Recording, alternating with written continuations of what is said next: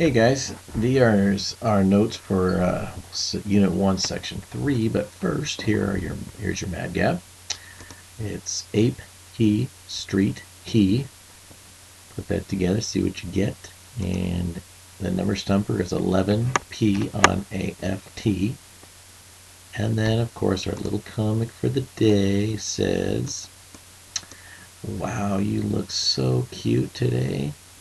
And this is an acute angle because she looks so cute. And this is a complementary angle because he's giving a compliment. Now we're going to learn about a complementary angle today. You might kind of see the picture. This angle right here is a complementary angle. Okay, so as you might have guessed, we are going to be talking about angles today. So let's get rid of our little comic. Measuring angles. Protractors, that's what we got here, and we're going to be using those in class a lot. Protractors usually have two sets of numbers going in opposite directions. So one would start from the 0 on one side, one would start from the 0 on the other side. In this case, in this angle right here, if I'm measuring this smaller angle, I would use the outside numbers and it would be 70 degrees. If I'm measuring this side, I'd use the inside numbers and I'd be measuring 110 degrees. So be careful what you measure, be careful which ones you use. When in doubt, think, should this angle be bigger or smaller than 90 degrees? So you'd know which ones to use. Protractors are fun and easy to use. Have a look at this animation. Press play to see how neat an angle's using a ruler, a protractor, and a ruler. So let's check it out. If you have your computer handy, I would use it. And so you can kind of see the protractor right here. And now watch how they make an angle here. How would they do here? Is they draw a line. Okay, and then they put the protractor at the end and they measure right on the line here, and they want to make a 50-degree angle, so they're going to use the outside numbers to 50 degrees, make a dot, and then connect that dot, and that's just making a 50-degree angle right here. So this angle's 50. This angle here would be 130 if they can continue the line in this direction. So that's just measuring an angle or constructing an angle using a protractor and a ruler. Alright, moving on. Have a go at it yourself. Okay, so if you go back to that website, you could go down a little ways, and again, it shows you the picture that I already gave you. Now take a look at it. Take the protractor and move it to the angles, and you can see, okay, here's angle A. I'm right on the 0 line, and I want to measure this inside angle, so I'm going to use the inside numbers, and I'm going to help you and give you angle A. You can see it right there. It's either 70 or 110, and since it's less than 90, it's got to be the inside number, 70. Measure all three angles, see what you get. Now the cool thing is you can use your right arrow and your left arrow, and you can spin the protractor around so that when you move it to like measure angle D or actually angle C,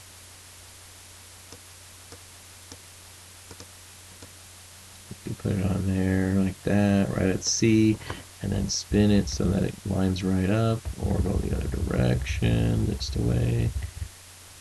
Oops, too much. Okay, so now you can see that I could measure angle C with these inside numbers. So take some time, measure them, see what you get for all four of them. Okay, try the activity on the website above so you can kind of see.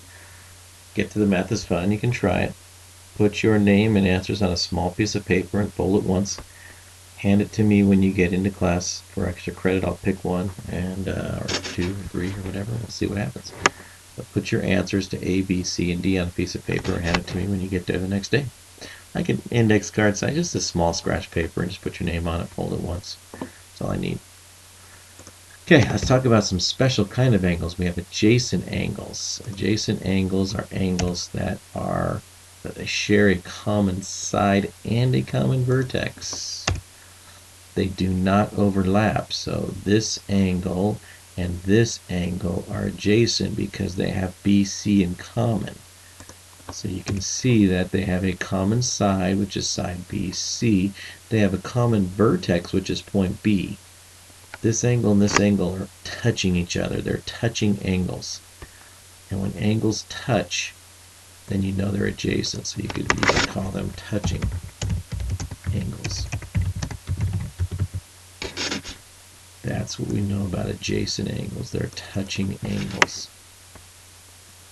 And if you take a look at this angle's 26, and you take a look at this angle's 33, what do we think happens if you found the whole big angle? You think you could just take the 26 and add it to the 33? And the answer to that is yes. It's the same as segment addition. You can add the smaller angles together to get one bigger angle. So this angle ABD, this whole thing, would be the 26 and the 33 put together. It would give you 59 degrees. What is and isn't an adjacent angle? So here's some yeses and nos. This is yes, they are adjacent. They are touching, they share a side. They share this middle side, and they share this vertex. This is a picture of two angles that are not adjacent. They do share a vertex, but they have two sides, and then this one has two different sides, so not adjacent. They only share a vertex and not a side. This one are not adjacent. This one, they share the side, but they don't have the same vertex. So those are not adjacent. Adjacent angles cannot overlap. You can't have angle A here and angle B here and say that they're adjacent angles, even though they share a vertex and they actually share a side. They share this side right here. They're not overlapping. Overlapping angles cannot be. So overlapping angles are never adjacent. So not adjacent angles, angles B and D overlap, even though they would share this vertex and they would share this outside. The common side has to be the inside, has to be between them. So that's what makes them adjacent. Now vertical angles, another special kind of angles. Vertical angles are angles opposite of each other when two lines cross. So here's a line here, here's a line here. A and B are vertical angles. They're opposite from each other when two lines cross. Now, these two would have been adjacent. I would have like an angle C right here. A and C would be adjacent. C and B would be adjacent, but opposite from each other are called vertical angles. Vertical in this case means that they share the common vertex, but they do not share a side, and not the usual meaning of up and down. Okay, they're just opposite from each other. They share a vertex across from each other. In this example, B and D, or A and B, are vertical angles. But the interesting thing here is that vertical angles are equal to each other. They have to be equal if they're crossing on two vertical lines. So that means angle A is equal to angle B. So if you found this measurement, like let's say it's 40 degrees, then this one would also have to be 40 degrees. Those are vertical angles. Vertical angles are always equal or congruent. So you could put vertical angles are always congruent. They're always going to have the same measurement. They're always going to be the exact same shape when two angles are opposite of each other. So in fact, they are congruent angles. Okay, so find the measure of angle A, angle B, and angle C below. So they gave you a 40-degree angle, and then A is next to it, and then B, and then C. Well, first off, if we know what vertical angles are, then we know that the 40 and the B have to be congruent to each other. So B is vertically opposite of 40, so it must also be 40. So we already know B is 40 right there. So we'll underline that when you guys are writing them in. But I'll underline that B has to be 40. Now a full circle is 360. So if I go all the way around from where I started, that's 360. And I've got two 40s in there, so I'm going to subtract out the 80 degrees, the two 40s. That's going to leave me with 280 degrees left. Now I know that A and C have to be equal to each other because they're also vertical angles. So they must be equal, which means that if you take the 280 and cut it in half, each one of them has to be 140 degrees. So if I was to put a 40 here I'm not going to put the degree symbol. You guys can know that I'm talking about degrees. If I put 140 there, and if I put 140 here, then you'll know that those four angles together add up to 360 degrees, one full rotation around, all the way around would be 360. These two are vertical, these two are vertical. Whenever you have intersecting lines, they're always going to be congruent across from each other. So again, I want the notes to be more interactive. I want you guys to be able to play with things. So go to your, hopefully another window, look at the vertical angles, and you can see you can move them around.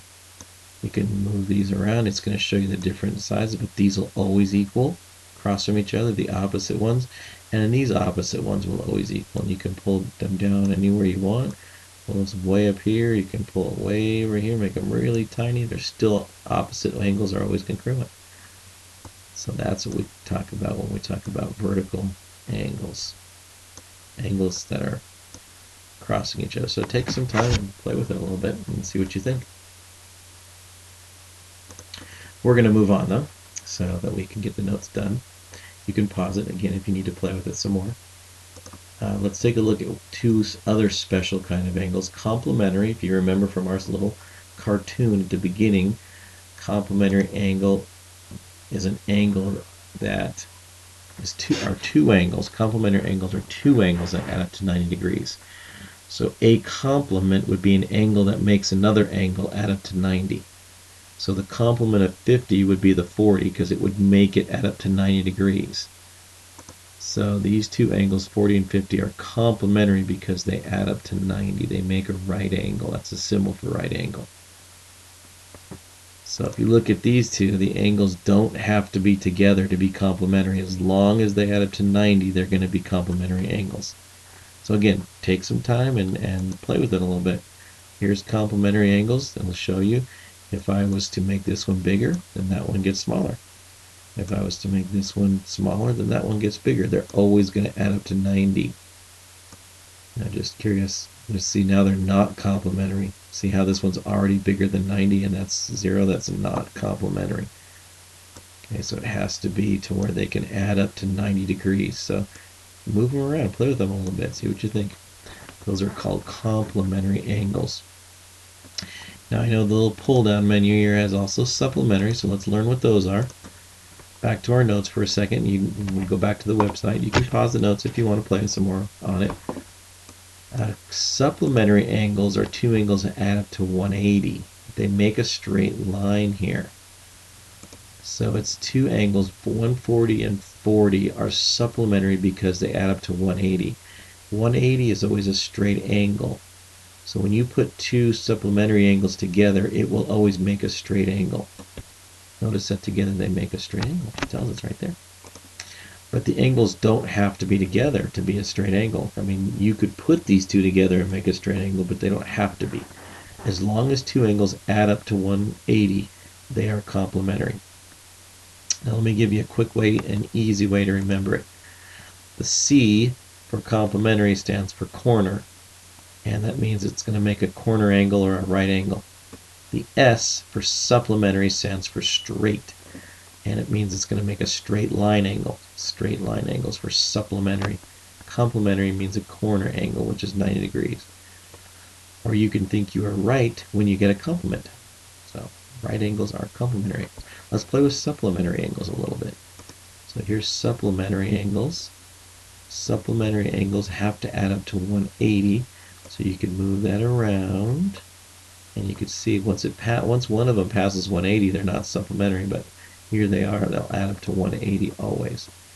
You could toggle between complementary and supplementary angles, and it gives you, chances to see exactly what they are. They don't have to be together. They could be together. You could put, I don't know if you can move E, B. Oh, you can. You can put B and E on top of each other, and you could see how, that's not going to move because they're not together. They weren't made together, but you can make them supplementary. They're always going to add up to 180. Okay, last slide here. It's just last little thing's a linear pair. It's a pair, because that's what it is, linear pair. It's a pair of adjacent, we learned adjacent, angles that make a line. So if they are touching, remember in our little thing here, they weren't touching. They still added up. They were still supplementary. They were not touching. Let's say they are touching. They are adjacent, and they do make a straight line. That's called a linear pair. So it's got a special little name. Angles 1 and 2 are a linear pair because they add up to 180. They're supplementary. One quick little example. It says two angles are complementary. One is 5 times greater than the other. Find the measure of each angle. So if I know that they're complementary, that means I know one angle plus the second angle has to equal 90. That's what I know so far, is that one angle plus the second angle has to equal 90 if they're complementary. One of the angles is 5 times more than the other. Well, that means if one of them's x, the other one is 5 times more than x. Now it's just a quick little equation. You can do your 6x equals 90, and then you can get your x equals 15. Now that means your smaller angle is 15, but it says find the measure of each angle. So 5 times 15, or 90 minus 15, because they have to add up to 90, and this angle is going to have to be 75 degrees right up here. So you got a 75-degree angle, you got a 15-degree angle. Those two together would add up to 90, and those would be complementary. So that's little notes on angles.